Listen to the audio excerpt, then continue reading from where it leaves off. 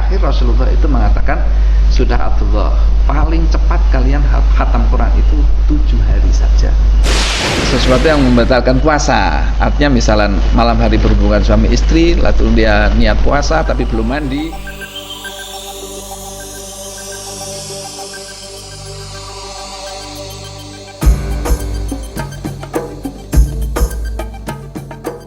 Assalamualaikum warahmatullahi wabarakatuh.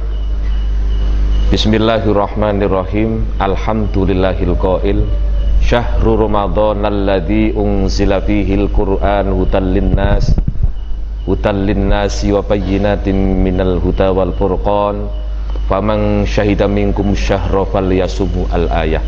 Allahumma salli ala sayyidina Muhammadin al-fatih lima ughliq wal khatim lima sabaq nasiril haqqi bil haqqi wal hadi ila siratikal mustaqim wa ala alihi wa sahbihi haqqa qadrihi wa miqdarihil adim. Amma ba'du.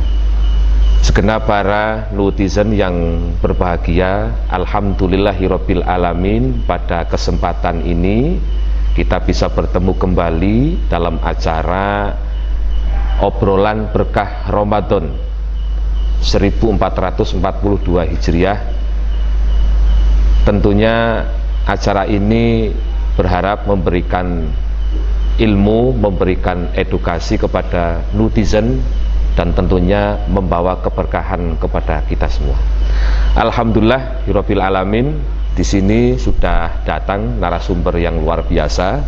Narasumber pertama yaitu Bapak Kiai Haji Muhammad Ayub, Ketua Lembaga Basul Masail NU Kabupaten Purworejo. Assalamualaikum Pak Kiai. Waalaikumsalam warahmatullahi wabarakatuh. Kabar pun kata Sundi. Alhamdulillah, sehat-sehat mawon. Dan narasumber yang kedua, kita kedatangan tamu yang sangat-sangat istimewa. Beliau ini adalah tim perumus LPMNU, Bapak Kiai Mahsun. Alhamdulillah, marhaban, ahlan wa salam biturukum ya Kiai. Alhamdulillah. Kabaripun saya. Sehat saya. Para netizen yang berbahagia, meneruskan kemarin kajian tentang sunnah-sunnah berpuasa yang sudah dipaparkan oleh narasumber. Yang kemarin terakhir itu diterangkan bahwa sunnahnya ketika Ramadan yaitu mandi setelah ba'da maghrib. Ini yang terakhir, dan yang selanjutnya nanti akan diterangkan oleh beliau Bapak Kiai Haji Muhammad Ayub. Waktu dan tempat kami persilakan. Terima kasih kepada Mas Fuad atas waktunya yang diberikan kepada kita, dan alhamdulillah malam ini beda dengan malam yang kemarin. Karena apa? Malam ini kita kerawan bintang tamu kita, senior kita, sesepuh kita. Beliau ada Bapak Kiai Mahsun Afandi selaku musokheh dan juga perumus Basul Masail PCNU Kabupaten Purworejo. Alhamdulillah pada malam hari ini beliau berkenan hadir menemani kita ngobrol bareng di bulan Ramadan, Pak Masun ya. Semoga obrolan kita obrolan yang membawa manfaat kepada masyarakat luas. Menindaklanjuti daripada obrolan kita yang kemarin masih seputar tentang masalah sunnah-sunnahnya puasa, Pak Yai. Di antara sunnah-sunnahnya puasa yaitu adalah mandi malam, mandi di waktu malam bagi orang yang melakukan junub. Berarti mandi junub di waktu malam gitu, hubungan suami istri. Artinya bagi orang yang melakukan hubungan suami istri tentunya di waktu malam ya. Di siang hari tidak boleh masalahnya gitu.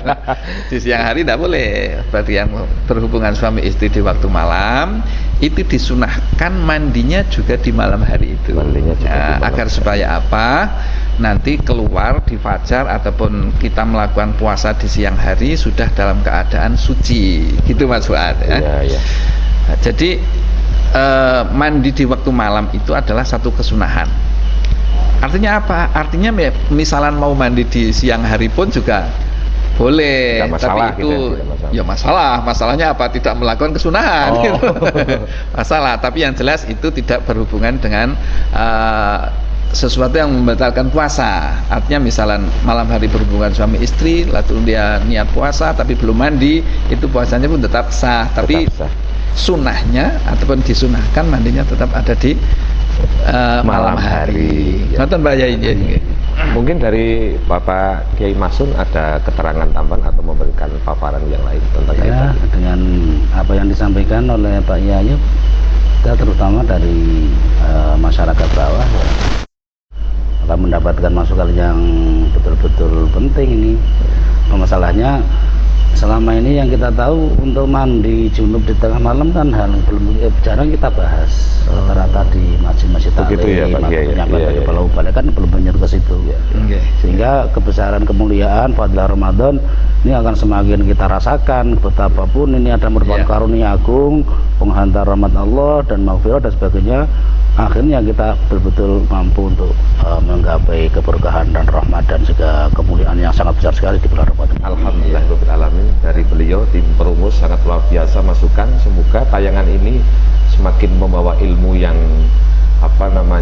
yang tersembunyi dari Bapak Kiai itu lebih bisa dipublikasi dan bisa diamalkan. Tentunya tidak cukup dipublikasikan dan diamalkan oleh masyarakat. Ini sangat luar biasa. Maka jangan pindah daripada obrolan berkah Ramadan. Dan masalah ini Mas Fuad ya, masalah mandi di malam hari ini sebetulnya untuk orang yang melakukan hubungan suami istri itu tidak hanya di Ramadan saja. Artinya di luar Ramadan pun ketika hubungan suami istri di malam hari ya sunahnya langsung mandi di malam hari itu juga, walaupun juga boleh di siang hari gitu. Jadi kesunahannya tidak hanya sekedar di Ramadan, tapi di Ramadan tentunya mimpi aula. Apalagi di luar Ramadan. Jadi lepas dari bulan Ramadan pun juga ketika sudah berhubungan suami istri, seketika malam sunahnya, itu sunahnya langsung mandi. Apalagi bulan Ramadan. Yang artinya di situ siang harinya akan puasa kan seperti itu. Sisi lain daripada itu mungkin ya sekaligus bahwa kalau umpama itu kita mandi jinabah di waktu setelah fajar, ini kan kemudian ada hal-hal yang mengkhawatirkan untuk bisa membatalkan puasa itu, sehingga sangat bijak sekali ini, sangat bagus sekali kita sampaikan membawa satu kesunahan sehingga akhirnya membawa dampak yang sangat positif untuk kemuliaan bulan Ramadan, pengamalan orang yang puasa di bulan Ramadan. Betul sekali. Mungkin ada yang lain Pak dipaparkan lagi. Ya, untuk kesunahan-kesunahan Ramadan masih banyak sekali. Di antaranya lagi yaitu kesunahan puasa Ramadan, yaitu adalah kita menjaga daripada yang namanya qiyamul lail. Karena di situ ada hadisnya Rasulullah Shallallahu Alaihi Wasallam, maqama Ramadana imanan wa ihtisaban ghufira lahu ma taqaddama min dzambihi. Lah mangkoma Ramadana itu cara diarteni Jawa nggih man utahe sapane wong iku koma jumenengi ibadah salat sapa man Ramadana ing dalem bulan Ramadan. Imanan lawan dasar iman wahtisaban lan ihtisab mencari pahala dari Allah Subhanahu wa taala. Kanjeng Nabi dawuh ghufira lahu ma taqaddama min dzambihi, maka akan diampuni seluruh daripada dosanya yang sudah dilakukan. Lah mangkoma Ramadana ini yang dimaksud adalah al-muhafadzah terhadap qiyamul lail. Qiyamul lail di bulan Ramadan. Qiyamul lail di bulan Ramadan itu yang dimaksud adalah sholat tarawih, menghidupkan waktu malam dengan memperbanyak mendirikan atau menjalankan sholat mulai dari awal sampai akhir. Bagaimana supaya malam itu dihidupkan, diisi dengan ibadah-ibadah yang diantaranya adalah qiyamul lail, yang dimaksud adalah sholat tarawih. Tapi yang perlu kita garis bawahi Pak Yai tentang masalah qiyamul lail ataupun sholat tarawih, ini mestinya harus kita perhatikan. Sholat tarawih itu juga sesuai dengan peraturan-peraturannya. Karena apa? Kita sering jumpai di beberapa tempat, kadang-kadang juga di kalangan santri juga. Itu kalau tarawih itu balapan modelnya. Kebut-kebutan gitu ya. Mana yang lebih cepat itu justru yang banyak kayak pengikutnya. Maka dari itu perlu kita tegaskan, kita sampaikan bahwasanya Qiyamul Lail ini pun juga harus kita laksanakan sebaik-baik mungkin sesuai dengan peraturan-peraturannya. Artinya yang namanya sholat juga ada takbiratul ihramnya, ada bacaannya, yang tentunya bacaannya juga yang sesuai dengan peraturannya, huruf-hurufnya jelas, tajwidnya jelas, makhrajnya jelas, dan yang paling penting lagi di yang namanya sholat itu ada rukun yang namanya tumakninah. Nah, di dalam tarawih ini sangat riskan sekali tumakninahnya itu akan dihilangkan gitu, kebut-kebutan, malah cepet-cepetan gitu loh. Nah, maka dari itu mari untuk di Ramadan kali ini malamnya kita hidupkan dengan melakukan sholat tarawih, tapi dengan tumakninah, dengan khusyuk yang memenuhi daripada syarat dan rukunnya sholat. Itu Pak Yayi. Ya.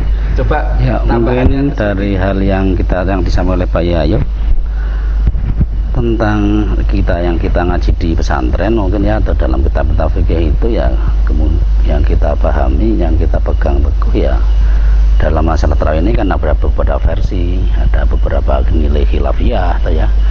Makanya kita perlu tegaskan untuk kita nahdiyin ya, dan netizen ini ya, kita pakai yang 20 rakaat. 20 rakaat ya, yang ini dalam merupakan urut dari makna hadis yang ada dalam hadis yang masyhur itu. Jadi menurut saya kita tegak dari hal kita Ahlussunnah wal Jamaah dan Nahdlatul Ulama, kita mengarah kepada yang 20 rakaat dan 3 witir untuk 3 rakaat. Adapun dan untuk selain kesunahan yang semacam ini memang Masya Allah dari kita amal-amal sunnah semacam ini jauh nanti kan mengarah kepada nilai mahabbah, nilai mahabbah pada ketundukan, pada patuh pada Allah, sehingga akan semakin kita itu imannya akan meningkat. Tidak hanya sekedar nilai iman secara sederhana, bahkan akan menuju pada tingkatan ihsan begitu. Jadi substansi daripada ibadah ini ada nilai tambah, terutama dalam hal nilai kesunatan. Kita membahas kesunatan ini sangat relevan sekali, apalagi di bulan Ramadan. Kewajiban yang sudah mangsoma Ramadana imanan sekaligus ditambah dengan mangkoma Ramadana, semakin munggah derajat, semakin atas, semakin meningkat, semakin derajat ihsan. Dengan demikian bisa kita pahami bersama bahwa ketika kita pada bulan Ramadan itu menghidupkan mangkoma Ramadan, itu jangan sampai kita nganggur. Yang tadi sudah diterangkan oleh beliau, yang dimaksud koma Ramadan itu adalah menghidupkan malam-malam, yang dimaksud adalah sholat taraweh, dan tentunya tadi juga telah diterangkan dengan ketentuan-ketentuan, dengan syarat hukumnya, tumaknya dan sebagainya, karena beliau juga sudah menerawang melihat praktek di masyarakat yang namanya sholat taraweh itu kayaknya itu kayak balapan ya gitu ya. Jadi kita sangat menghimbau jangan diulangi lagi gitu Pak ya. Mungkin kita tetap dilaksanakan sesuai dengan adab-adabnya, sesuai dengan peraturan-peraturannya. Terus di samping sholat taraweh tentunya juga witirnya. Jangan sampai lupa witirnya.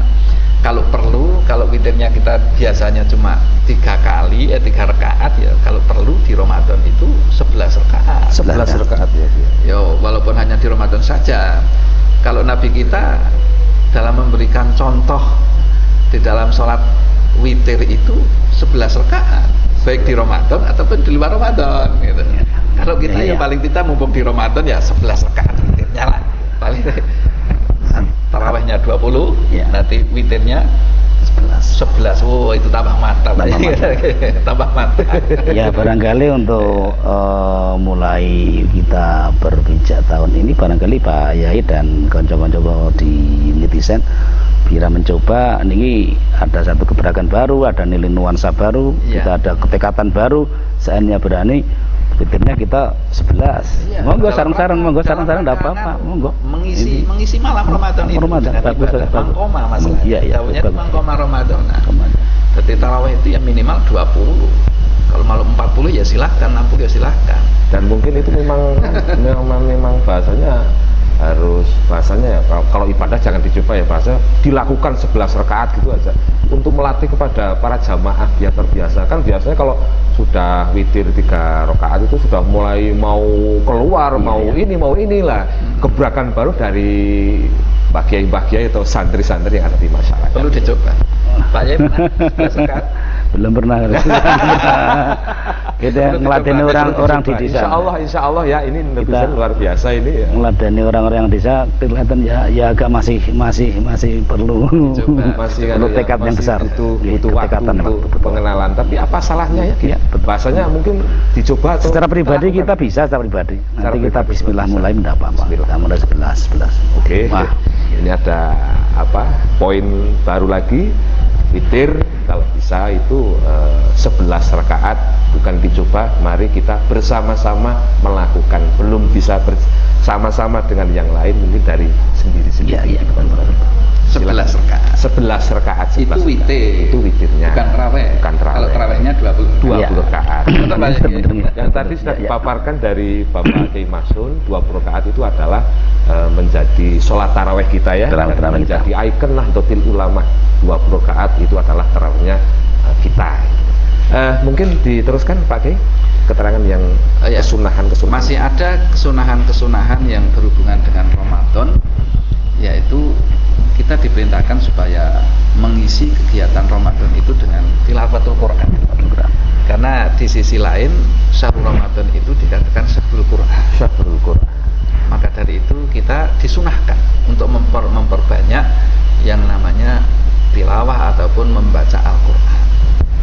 Dan di masyarakat seperti yang kita ketahui, sering kita jumpai di musola, di masjid-masjid, itu kegiatan baca Qurannya juga sudah luar biasa. Bagus. Tadarusan di mana-mana ada. Cuma yang perlu kita sampaikan, sudah luar biasanya itu maksudnya di mana? Luar biasanya itu kalau di luar Ramadan tidak pernah darusan mereka. Oh, di situnya. Baca Quran, tapi kalau Ramadan itu masuk Ramadan, mereka antusias. Tidak tahu itu karena ada jaborannya. Bagaimana tidak tahu.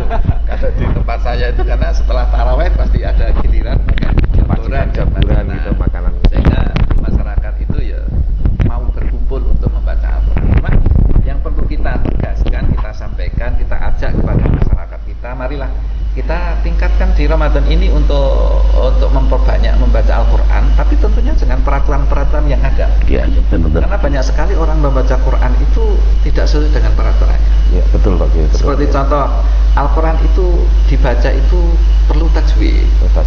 Al-Quran itu dibaca itu perlu tartil.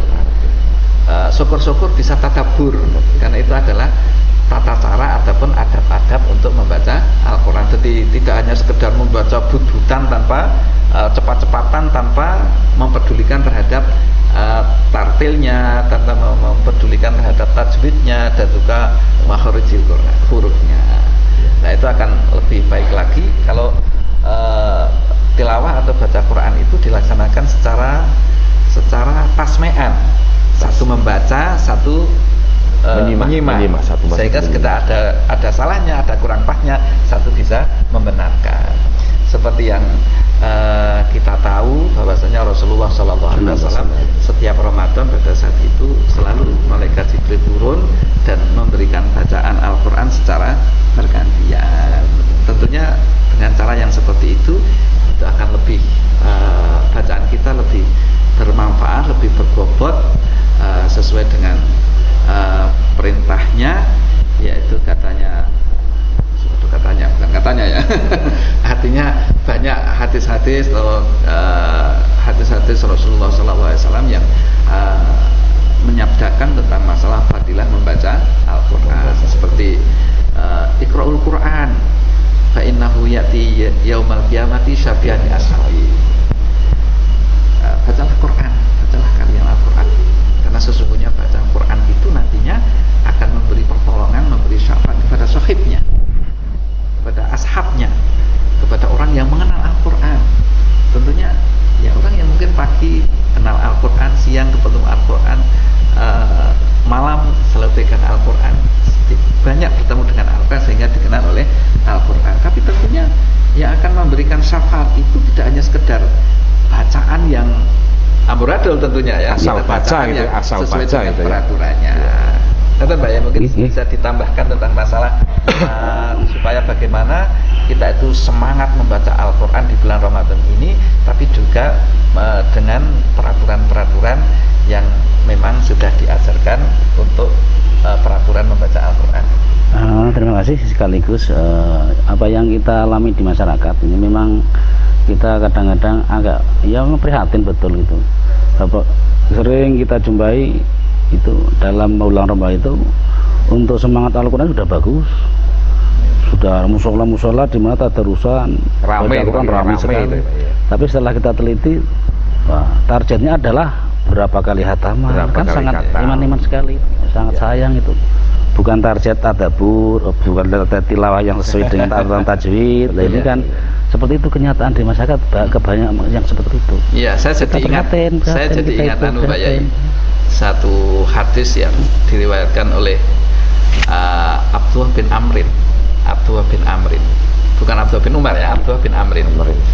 Jadi Abdullah bin Amrin itu suatu saat dinikahkan oleh bapaknya Pak Amrin dengan perempuan yang cantik luar biasa. Ya, akhirnya setelah dinikahkan beberapa bulan, perempuannya itu ditanya oleh bapaknya, oleh Pak Amrin itu, bagaimana kabarnya Abdullah bin Amrin suamimu, kabarnya bagaimana? Jawabnya perempuan itu, teman nantunya, alhamdulillah Abdullah itu sebaik-baiknya orang.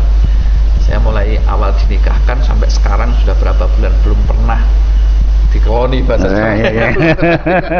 Jawa. Belum bersetubuh.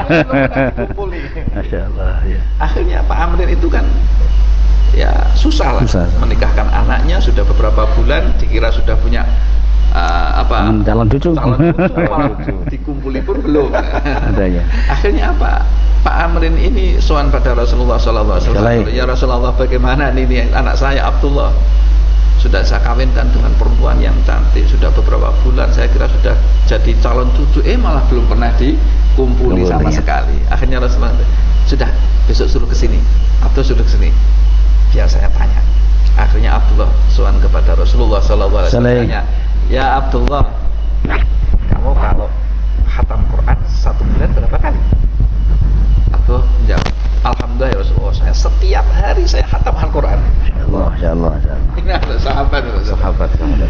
Terus ditanya, ya Abdullah, nah kamu kalau satu bulan puasanya berapa kali? Alhamdulillah ya Rasulullah, saya setiap hari puasa. Setiap hari puasa dan setiap hari khatam Al-Quran. Setiap hari puasa, setiap hari menghatamkan Al-Quran. Khatam Al-Quran.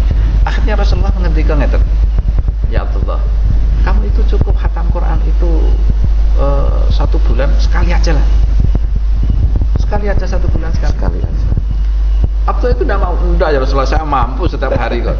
Kalau tidak satu bulan ya setengah bulan sekali ya Abdullah. Wah mboten, saya mampu sekali kok satu hari kok. Akhirnya tinyang sampai terakhir Rasulullah itu mengatakan, sudah Abdullah, paling cepat kalian khatam Quran itu 7 hari saja.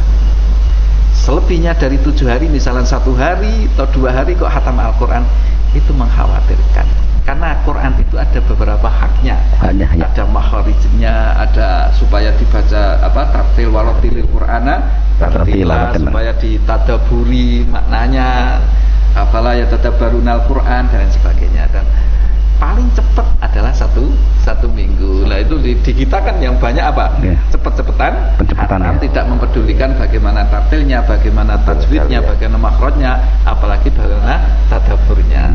Maka dari itu yang kita harapkan adalah semoga dengan obrolan-obrolan kita ini bisa didengarkan oleh teman-teman masyarakat, sehingga untuk meningkatkan tentang masalah kualitas bacaan Al-Quran kita, supaya bacaan Quran kita itu benar-benar menjadi syafi'an menjadi penyelamat dan yang memberi pertolongan kepada pembacanya nanti di hari kiamat. Itu Mas Wan. Ya.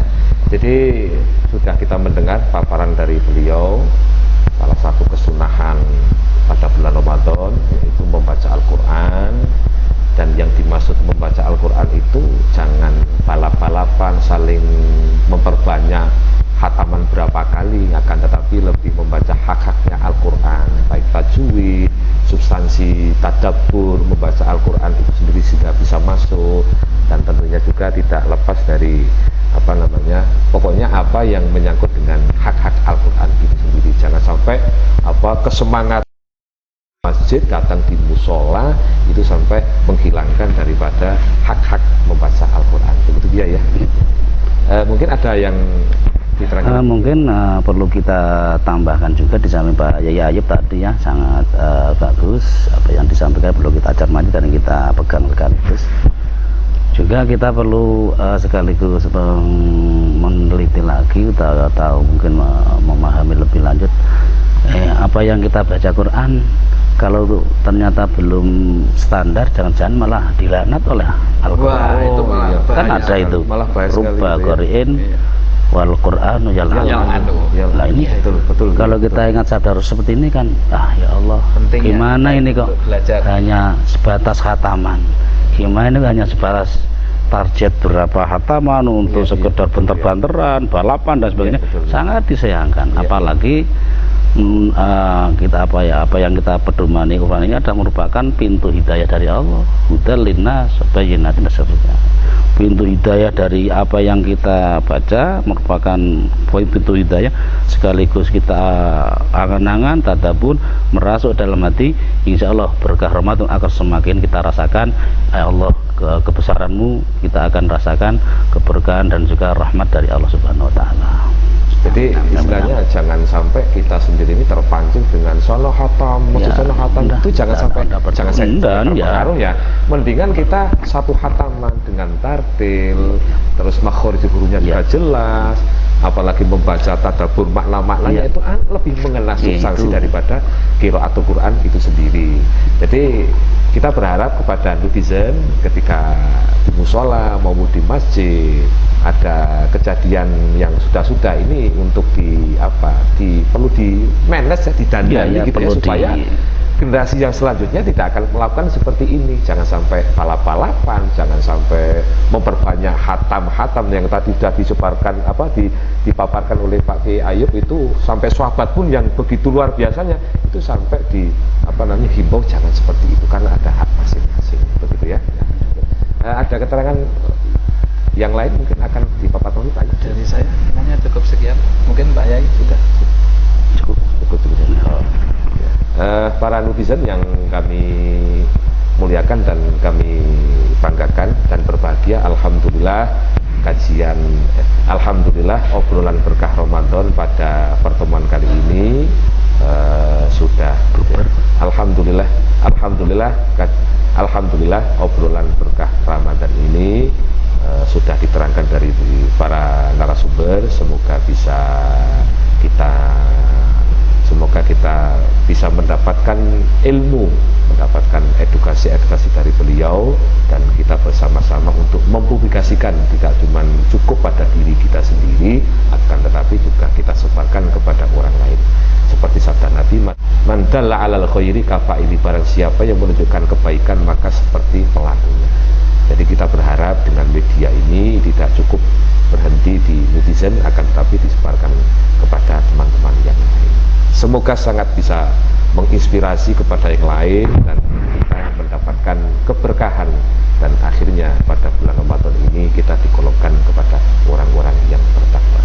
Sekian dari kami, wallahul muwaffiq ila thoriq. Wassalamualaikum warahmatullahi wabarakatuh. Waalaikumsalam warahmatullahi wabarakatuh.